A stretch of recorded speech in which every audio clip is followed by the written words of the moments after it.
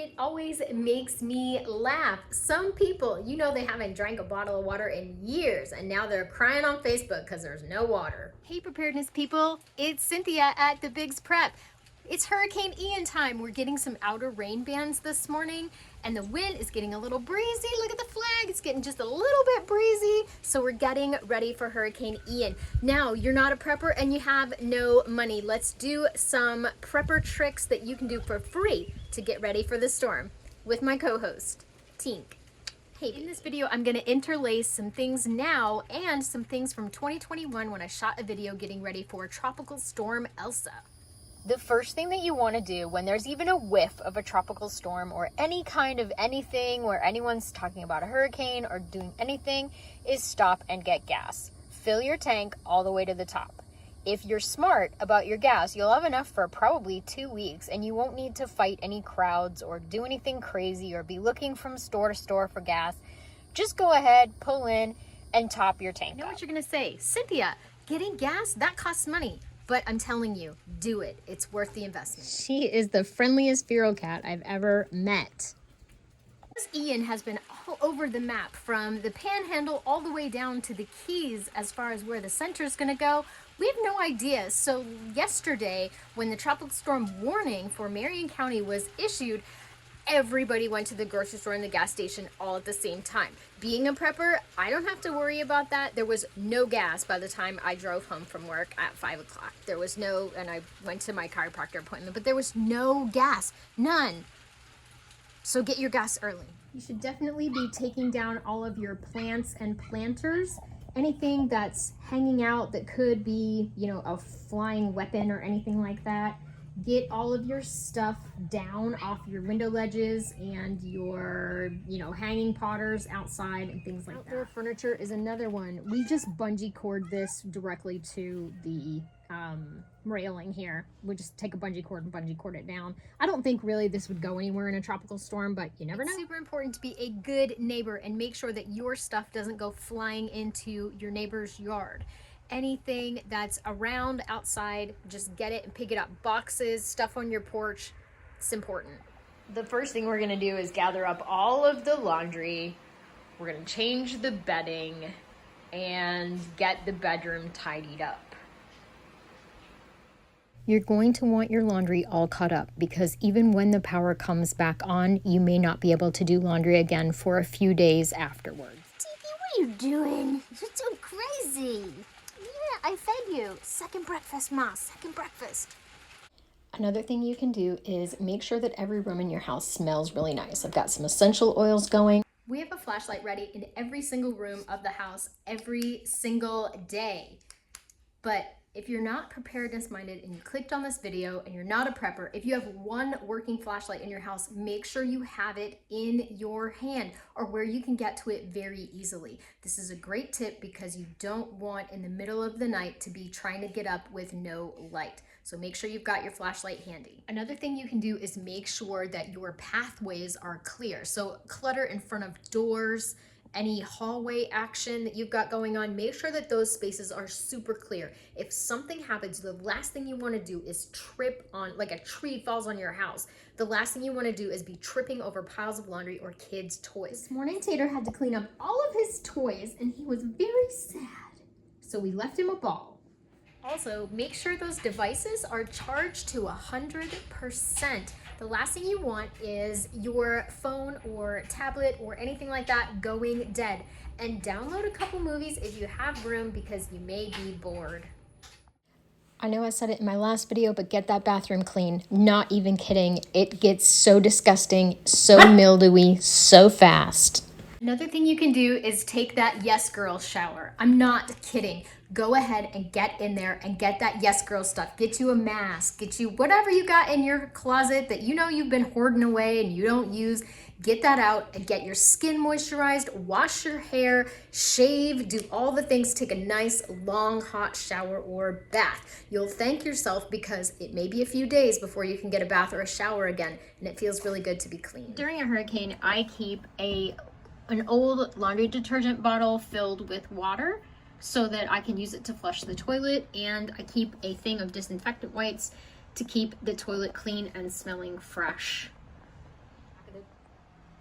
We use this to pour into the back of the toilet, and you can get a nice extra flush. The water inside that bottle also smells really good. So go ahead and take that and use it as an advantage, because I'm telling you, when the power goes out in Florida, things start to get really smelly really quick.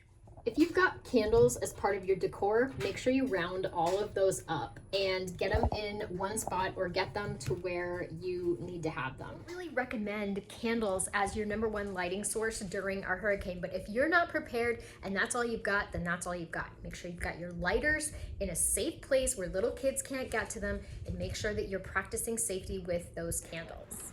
Hurricane preparedness stresses Dixie out. Thing I'm gonna do is get my pets ready in case we get a hurricane. I am going to wash doggy blankets and wipe out her crate. So that's next on the agenda. A lot of you had questions about, or some of you had questions about what we do with the cats and the chickens and the outdoor animals during a hurricane. Unless it's a Cat 3, I do not try to capture the ferals and put them in the shed, because they do not like that. They have lots of places to hide and get up under and do all the things, so they'll be just fine. Don't worry about them. The chickens will probably remain in their house, but they're smart enough to go in there, and that's bear proof, so I'm not worried at all about the outdoor animals with this particular hurricane. We really don't have to worry too much about Six. She has lived 12 years in Florida and survived many hurricanes and tropical storms.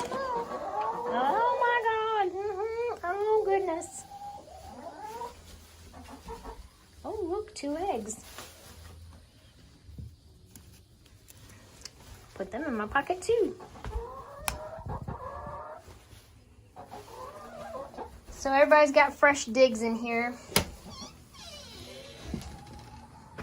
Let's talk for a second about what you can do in the kitchen for free with 2021 Cynthia. Maybe thinking to yourself, is now the time that I break into my prepper pantry and pull out my beans and rice and do all the things and get it ready? No, it is not. No, don't do that. No. You need to open your fridge. You need to open your fridge and see what all's in there that needs to get ate up first. So get in that fridge and get your stuff out that's ready to go. In my last video, we went over what all is in the fridge this year for Hurricane Ian, and it doesn't look too bad. This orange juice, Mr. B keeps saying there's something wrong with it. I'm just gonna pour it out. It made him sick to his stomach. I don't know what happened with that. But anyway, so we've got everything. This is our dinner for tonight, going on the grill. And, you know, we've just got some random stuff. So I'm feeling really confident about how we used up all the food in the fridge pre-hurricane. The freezer's looking amazing. And another thing that you can do is freeze some ice. Let's take a peek. So these old juice jugs, I have a ton of water underneath my sink, so I went ahead and froze them all. I can't see where that would be a mistake, because that's still gonna be nice and cold. There you go. Cynthia, I don't have any old juice jugs laying around that I can freeze. Use your Tupperware. You might want to run your dishwasher and get all your dishes caught up so that they don't smell in the sink. This is a great way to prep for free. Now let's talk about all of those coffee mugs that I know you have in your pantry, and I have too. There's no bottled water at the store. You go ahead and you fill up your Tupperware, any of your Tupperware, any jars that you have, any empty. I have 4 million water bottles. I'm gonna fill them all up. Fill up this big guy with some ice and some water. Just your regular drinking glasses. Go ahead and fill those up. At least you'll have water. It always makes me laugh because everyone runs around to go get bottled water, and I know y'all been surviving on lottery tickets and Fireball for the last 3 years. Why do you think you need bottled water now? When's the last time you even drank a bottle of water? Some people, I love water, but some people. I know a lot of folks are worried about losing the stuff in their freezer. This cup of water and a quarter can let you know if you need to throw away the food in your freezer.